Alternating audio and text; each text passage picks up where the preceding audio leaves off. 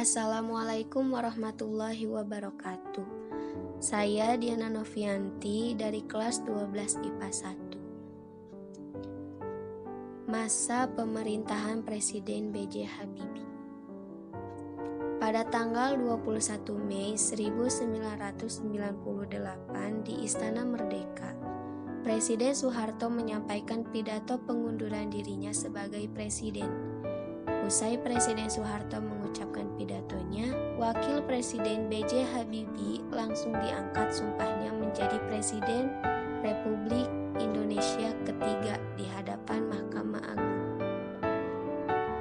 Pengangkatan Presiden B.J. Habibie berdasarkan Hukum TAP MPR nomor 7/MPR/1973 yang berisi, jika presiden berhalangan, maka wakil presiden ditetapkan menjadi presiden.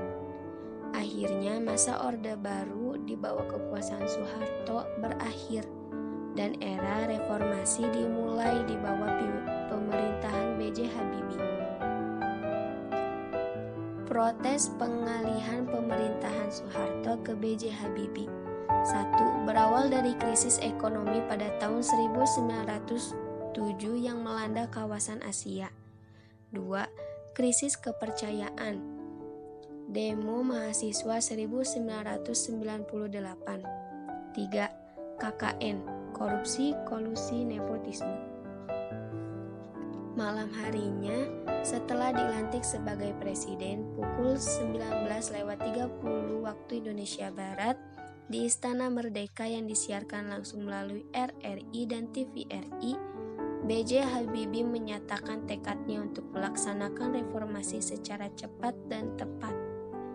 Beberapa poin penting dari pidatonya tersebut adalah kabinetnya akan menyiapkan proses reformasi di ketiga bidang, yaitu 1. Di bidang politik, memperbaharui berbagai perundang-undangan dalam rangka lebih meningkatkan kualitas kehidupan berpolitik. 2. Di bidang hukum antara lain meninjau kembali Undang-Undang Subversi. 3. Di bidang ekonomi dengan mempercepat penyelesaian undang-undang yang menghilangkan praktik-praktik monopoli dan persaingan tidak sehat.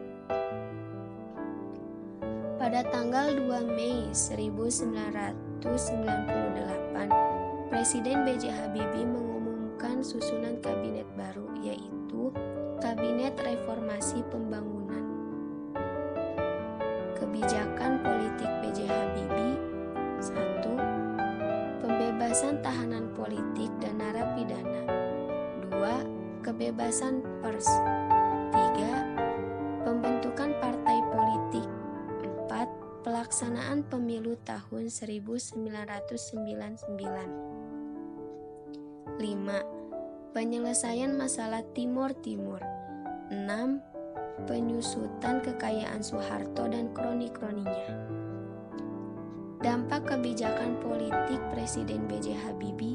1. Berbagai pelanggaran HAM bermunculan, seperti tragedi Semanggi I terjadi pada 11 sampai 13 November 1998 yang menyebabkan tewasnya 17 warga sipil, dan Semanggi II terjadi pada 24 September 1999 menyebabkan tewasnya 1 mahasiswa dan 217 korban luka-luka. 2. Lepasnya Timor Timur dari wilayah NKRI. 3. Status hukum mantan Presiden Soeharto yang belum juga selesai.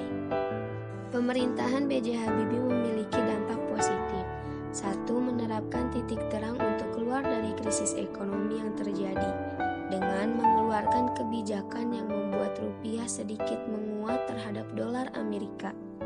2. Menerapkan pemerintah yang terbuka untuk menarik kepercayaan masyarakat kembali kepada pemerintah. 3. Adanya undang-undang yang mengatur tidak adanya monopoli. 4. Dilaksanakannya demokrasi pemilu tahun 1999. Pemerintah Pemerintahan B.J. Habibie, dampak negatif. 1. Masyarakat kecewa karena B.J. Habibie dianggap sebagai presiden bayangan dari Soeharto. 2. Penyusutan masalah kekayaan Soeharto yang tidak tuntas. 3. Lepasnya Timor Timur dari NKRI. B.J. Habibie kemudian digantikan oleh Abdurrahman Wahid atau biasa disebut Gus Dur, yang terpilih sebagai presiden pada 20 Oktober 1999 oleh MPR hasil pemilu 1999 dengan menjabat selama 1 tahun dan 5 bulan sebagai presiden. B.J. Habibie merupakan presiden Indonesia dengan masa jabatan terpendek. Nah, itu dia sedikit materi tentang masa pemerintahan B.J. Habibie. Semoga bermanfaat. Sekian, wassalamualaikum warahmatullahi wabarakatuh.